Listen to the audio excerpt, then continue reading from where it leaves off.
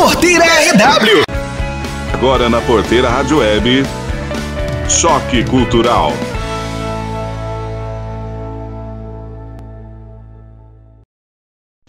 Olá a todos, aqui quem fala é Paulo Henrique Shadow da Porteira Rádio Web. Estarei apresentando o projeto cultural de nossa programação que tem o nome de Choque Cultural. Ou seja, entrevistaremos pessoas da cidade e região ligada à cultura e que fazem alguma coisa na área educacional e cultural. Nesse programa temos o privilégio de conversar com Carlos Rufino de Carvalho, conhecido como Pardal. Além de mestre de capoeira, ele também é escritor e compositor. Vamos conhecer um pouco sobre o Pardal e sua trajetória até aqui. Pardal, podia começar falando de onde você veio e como conheceu essa região?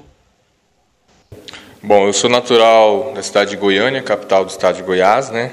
Eu vim aqui para a região de São Paulo, Itapira, onde eu residi 11 anos. E desde o ano de 2017 eu estou em Ouro Fino. Eu queria saber como você iniciou na capoeira, quanto tempo você está, há quanto tempo você é mestre? Bom, eu comecei criança, desde os 7 anos de idade, né? Minha mãe me levou para um projeto social que tinha na periferia de Goiânia, e aí eu conheci a cultura, tive acesso a movimentos culturais, né? E aí isso fez parte da minha vida até os dias de hoje. Hoje é a minha profissão e minha filosofia de vida. Quais eram os lugares que você tinha como referência, onde as pessoas que te envolveram, você lembra a parte que quando você começou, né, você disse que sua mãe te levou, mas as pessoas que influenciaram nessa época, você lembra? Você consegue dizer para nós? Lembro, claro, tinha um capoeirista de rua, chamava Mael. Ele era um capoeirista e ele ficava na rua fazendo alguns movimentos, fazendo alguns floreios, e aquilo ali encantou os meus olhos, foi o primeiro contato. Depois que eu cheguei no centro comunitário onde tinha as aulas que eram gratuitas, eu conheci o professor Amendoim, né, e dentre outros capoeiristas que existiam naquela época lá, eu conheci o meu mestre, que é o mestre Maisena, e a partir do momento que eu conheci, a gente nunca mais se separou até os dias de hoje. Sabemos que a cultura negra, entre um dos principais, a capoeira, sofreu muita opressão, como por exemplo na ditadura militar, que boa parte da cultura foi sufocada. Algum mestre teu te falou dessa época e a sua história? Bom, a capoeira ela sempre esteve em repressão, né? Inclusive ela fez parte do Código Penal brasileiro, né? A partir do momento que houve a libertação dos escravos, né, a princesa Isabel libertou os escravos, não deram educação, não deram cultura, não deram base, né? Os ex-escravizados foram para as ruas, aí criaram as maltas de capoeira, de capoeirista. Era gangues, né, que eles saqueavam, eles roubavam, e aí a polícia militar nasceu no Brasil para a repressão dos capoeiristas. Então a capoeira ela sempre foi perseguida, né? Nos anos 40, o mestre Bimba ele fez uma apresentação cultural para o presidente Getúlio Vargas, e o Vargas reconheceu a capoeira como o único e genuíno folclore nacional, retirando a capoeira do Código Penal e até os dias de hoje. Mas existe, sem a recriminação por a capoeira ser uma luta, ser uma atividade que vem dos escravos, né? Então, como nós vivemos num Brasil, num país que ele é racista, classista e preconceituoso, sempre existe aquele olhar de preconceito, sim. Isso é verdade. É duro, né? A palavra do mestre até emocionante. Agradecemos pela explicação. O racismo está aí, estrutural, desde a época dos nossos ancestrais até hoje, e isso dificulta muito o seu trabalho, né? Já que é uma coisa expressiva, e a cultura tem que ter a expressão, tem que ter o conhecimento, tudo. Você se sente apoiado aqui pelos governantes, pela parte cultural da cidade, da onde que você passou também como mestre? Você se sente amparado por essas pessoas? Bom, só para pegar um ganchinho que você falou, no Brasil é tudo difícil para nós que somos afrodescendentes, né? Para nós que somos descendentes da africanidade. Existe uma coisa chamada pigmentoclasia, né? Onde os brancos são mais privilegiados, isso é óbvio, né? E hoje a gente começa a acompanhar alguns jovens eles querem ser mais branco cada dia que passa, até porque para fugir um pouco desse preconceito. E o Brasil é um país racista, sim, já sofri racismo em vários momentos da minha vida. O racismo no Brasil não é aquele racismo direto, é um racismo camuflado, né? Muitas vezes você sofre um preconceito na fila de um supermercado, você entra no supermercado, a pessoa vai te acompanhando para ver se você vai roubar. Então, existem vários tipos de racismo, infelizmente, nós sofremos isso até hoje no Brasil. Agora, quando eu cheguei em Ouro Fino, em 2017, eu sempre tive grande apoio aqui, até porque eu me instalei na cidade, gostei muito da receptividade do povo mineiro, do povo de Ouro Fino. Me sinto muito bem aqui na cidade. E estou tendo apoio, sim, dos governantes da cidade, estou tendo total apoio de todos os vereadores, todos que eu procuro sempre estender as mãos para mim, o próprio prefeito da cidade, né, que apoiou meu projeto desde quando eu cheguei. Então, eu desenvolvo um projeto aqui na cidade com crianças carentes, tenho o total apoio da cidade, dos governos, e as pessoas de Ouro Fino também, eu estou tendo uma boa convivência. Ô, mestre, o que você sente falta? O que você via que os mestres faziam antes, a liberdade que eles tinham ou não, e o que você não pode fazer hoje e que você gostaria de fazer? Olha, hoje mudou tudo, né? Antigamente a forma de educar era diferente, né? Dentro até mesmo das educações formais nas escolas, você antes poderia ser mais duro com o aluno, às vezes chamar a atenção de um aluno. Antigamente o mestre ele era como se fosse um segundo pai, né? Muitas das vezes a gente tinha mais medo do mestre do que do próprio pai dentro de casa, porque é aquela figura de autoridade, aquela figura de disciplina, né? Nos dias atuais é difícil hoje você ter um pulso mais forte, você falar com mais firmeza com um aluno, né? Hoje as crianças estão sendo criadas através de celulares, através de internet. Então, quando você tem uma forma mais enérgica de falar, o aluno assusta, ou você está sendo agressivo, ou você está sendo grosso. E aí, então, a gente tem que se adaptar a esse novo mundo, essa nova geração de hoje, que é muito diferente da geração passada, da minha geração, onde a gente recebia total disciplina e não reclamava, né? Hoje, até nas escolas formais, eu trabalho em escola, eu sei como funciona. Se você fala com um aluno de uma forma mais enérgica, você vai ter problema com a direção da escola, você vai ter problema com os pais. Então, muitas das vezes, hoje, o pai ele quer que o professor eduque o filho, né? E o professor ele não está ali para educar, ele está para escolarizar. Quem tem que educar o filho é o pai. Então, a gente sofre esses tipos de probleminha, sim. E os mestres, hoje em dia, estão tendo que se adaptar a essa nova geração, essa nova forma de lidar com as pessoas, até mesmo através da internet, que hoje a gente tem informação em tempo real, e é isso aí. Interessante sobre o que você falou sobre a educação infantil e as dificuldades que até remete diretamente ao seu trabalho, onde, por exemplo, o nome Ubuntu, que é de origem africana, remete bem sobre o assunto que acabou de explicar. Pode falar mais sobre o significado da palavra que você usa? Bom, na verdade, o Ubuntu é uma filosofia, né? Uma filosofia africana. A prática do Ubuntu, ela consiste em humanidade, né? União, compaixão. A pessoa que pratica o Ubuntu é uma pessoa que é caridosa, é uma pessoa que sempre está disposta a ajudar, é uma pessoa que está sempre com boa vontade com outra pessoa. O Ubuntu é pluralidade. Pardal, como no começo desse programa falei que além de mestre você também é escritor e que você já escreveu 3 livros. Aliás, eu tive a felicidade de trabalhar contigo nesse último livro, onde eu fiz a diagramação e a editoração. Seu livro, além de ter um público-alvo, é fácil de ser compreendido e digerido por pessoas que não conhecem bem o ofício. Pode falar com a gente sobre seus livros? Os meus 2 últimos livros que eu trabalhei era mais focado na parte da cultura mesmo, né? Da parte de fundamento, na parte de simplificar e desmistificar alguns preconceitos, né, que a sociedade estabeleceu dentro da capoeira. Então, como atleta, como defensor, como como praticante, né, dessa arte, eu senti a necessidade de me tornar um pesquisador para levar informação coerente para as pessoas. E aí, através do livro, eu consegui transmitir as informações que eu achava que era necessário para as pessoas. Esse livro aqui que nós fizemos em 2019 já é um formato diferente, ele já é um livro mais científico, né? Já é um livro mais na parte do esporte, na parte de prevenção de lesão, né?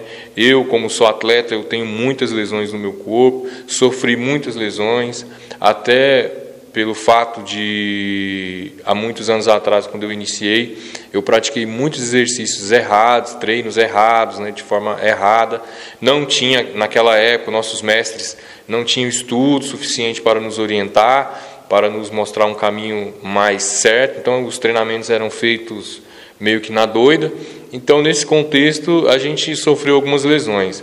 Então, para que isso não aconteça com os meus alunos, com as pessoas que seguem e que admiram meu trabalho, eu comecei a estudar fisioterapia. Dentro desse contexto do estudo, eu desenvolvi esse trabalho, que é um trabalho focado na prevenção, onde eu estou trazendo para as pessoas de uma forma simples, né, simplificando a linguagem formal, né, a linguagem, principalmente a linguagem da anatomia, trazendo para uma linguagem mais simplificada para as pessoas terem ciência e poder entender um pouco como funciona o sistema, como funciona a biomecânica, principalmente os exercícios da capoeira, né, como que é uma forma segura de executar os movimentos, os exercícios. Então é mais ou menos dentro desse sentido. Além de escritor, você é compositor e cantor. Sim. Pode nos dizer qual que é o seu último trabalho de composição, aonde que você, além da capoeira, você demonstra esse outros trabalhos aonde? Entrando nessa questão da musicalidade dentro da capoeira, voltando lá no começo, quando eu tinha falado a respeito do preconceito, existem algumas pessoas que acreditam que a capoeira tem envolvimento com religiosidade. Então, para desmistificar isso, eu venho fazendo um trabalho de musicalização da capoeira, até mesmo dentro da minha escola, do meu trabalho, onde a gente evita cantar músicas que fazem referência a algum tipo de entidade religiosa, né? E porque muita gente vai na Bahia e lá, como as pessoas, o candomblé é muito forte na Bahia, as pessoas acabam associando a capoeira ao candomblé e não tem nada a ver.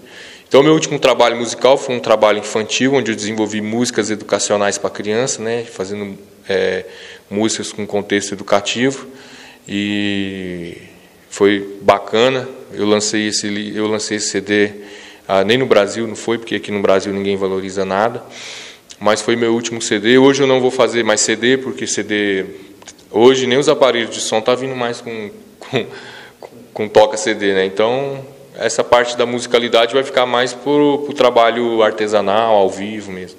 Já trabalhamos juntos em conjunto sob interpretação, onde você desenvolveu a harmonia e eu uma poesia sobre negros. E até mesmo seu pupilo, o Jacaré, também apresentou uma performance junto com você. Porém, você é internacional. O Pardal já voou para fora do Brasil. Você acha que é mais valorizado lá fora ou aqui dentro, na sua própria pátria?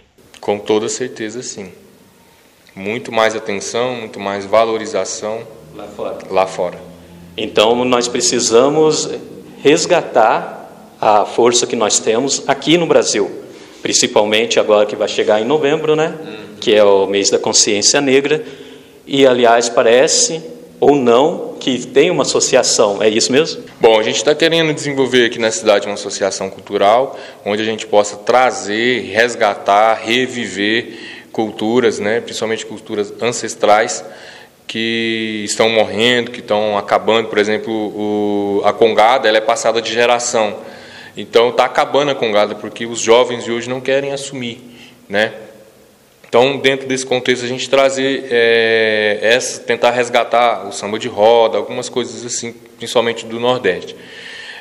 Falando em novembro, 22 de novembro, mês da consciência negra, e falando em consciência também, eu estou recusando todo tipo de convite sobre essa data, porque as pessoas só lembram de consciência negra, só lembram da capoeira, só lembram de movimento negro nesse período aí. E aí a gente passa de janeiro a outubro brigando, querendo fazer as coisas, correndo atrás de apoio, e a gente não consegue.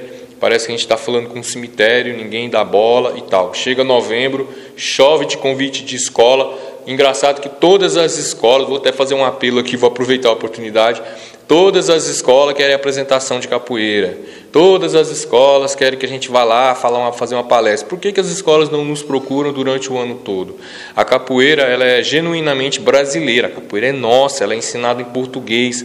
Lá fora o estrangeiro começa a aprender a capoeira, ele começa a aprender o português. Ele vai se graduando na capoeira, ele vai se graduando no português. Ele tem que falar o português. Então, nós somos a maior divulgadora da língua portuguesa brasileira no mundo todo. E isso não é enxergado aqui no Brasil. Existe o Museu da Capoeira em Paris e em Lisboa. No Brasil não existe, né? Existe faculdade de capoeira em Israel e nos Estados Unidos. No Brasil não existe. Então, é um apelo. Gente, vamos valorizar o que é nosso, vamos valorizar o que é brasileiro, né? O Brasil, a capoeira esteve na guerra com o Paraguai, a capoeira esteve lutando, né? Os escravos esteve lutando por uma coisa que nem era deles, né? Então, a gente está sobrevivendo, a nossa cultura está sobrevivendo e a gente precisa de apoio o ano todo, não só em novembro. Fazer uma apresentaçãozinha de 10 minutos numa escola não é nada. O certo seria todas as escolas inserir a capoeira no seu currículo escolar, porque a capoeira faz parte da nossa cultura, até mesmo em consonância da Lei 10.639, que incentiva as atividades afro-brasileiras nas escolas. Seria muito importante, seria muito rico. Eu desenvolvo um trabalho aqui pela promoção social e as escolas levam os alunos para participar dentro desse projeto e a capoeira foi muito bom para os alunos voltaram para a sala mais concentrados, conhecendo um pouco da sua história. Então, por que não investir nesse projeto dentro das escolas? Procurei a Secretaria de Educação, não houve interesse, né, aqui da cidade de Ouro Fino, mas a gente vai continuar lutando, vai continuar brigando para a gente tentar inserir a capoeira nas escolas, porque a gente não está levando só uma atividade, a gente está levando cultura, a gente está levando história, a gente está levando teatro, a gente está levando a tradição de um povo. Bem, acredito que o mestre falou tudo, né? Não tem como ser mais claro. Relativamente, você, mestre, está dizendo que está desanimado e, se eu não entendi errado, você não quer falar apenas ou falar em novembro sobre a história dos negros no Brasil, mesmo tendo conhecimento amplo no assunto. Você, sendo um expert na história e ter muito a oferecer, as pessoas te procuram apenas no prévio período. Talvez não vá abrir exceção. Infelizmente, a história está sendo apagada tanto pela política como pelo descaso. Mas se alguém quiser te contratar e se interessa pelo seu trabalho, aliás, você faz trabalho de fisioterapia? Como as pessoas poderão te encontrar? Só uma pequena correção, eu não dou aula de fisioterapia, tá? Senão vocês vão achar que eu estou dando... Eu dou aula de funcional, tá? Eu uso os elementos da capoeira e eu desenvolvo uma aula que ela é totalmente focada dentro da parte prática mesmo da capoeira, e aí a gente trabalha várias atividades em cima disso. Chama Funcional Capoeira Training. Corrigindo, funcional. Como que eles fazem para te encontrar? Bom, respondendo lá a primeira pergunta sua, quando eu falo que as pessoas procuram para a gente fazer palestras, essas coisas, há procura, só que não há valorização. Por exemplo, quanto você cobra? Quanto é o seu trabalho? Quanto é você... Não, é sempre assim, você pode fazer uma apresentação na escola, pode falar um pouco de capoeira, mas não pergunta quanto vale o seu trabalho, não pergunta quanto vale o seu conhecimento. Então, esse tipo de convite eu estou recusando. Eu só aceito convite remunerado, porque eu estudei, né, para isso, e eu preciso de valorização, e no final do mês as contas chegam, né? Então eu não fico pedindo favor para empresa de água, empresa de luz, supermercado. Inclusive os preços do supermercado estão um absurdo, né? Para quem quiser contratar o meu serviço, quiser aula de capoeira convencional, quiser fazer a aula de funcional, é só me procurar no Instagram, Mestre Pardal, no Facebook, Carlos Pardal Ubuntu. O meu e-mail é pardalgunga@hotmail.com. Meu telefone é 9984-64-6034 e eu estou à disposição. Precisar, é só chamar. A Porteira Rádio Web agradece a sua participação e vamos abrir aqui o espaço para você dar o recado para os seus alunos, para os seus amigos, para a sua família, para quem você quiser. Bom, gostaria de agradecer a Rádio Porteira por essa oportunidade, por estar podendo falar um pouco do meu trabalho. É muito importante a gente estar tendo esse espaço nas mídias, né, da cidade, para a gente poder levar um pouco de informação para o público. Muita gente precisa saber, conhecer um pouco da sua cultura, e nós estamos aí para isso.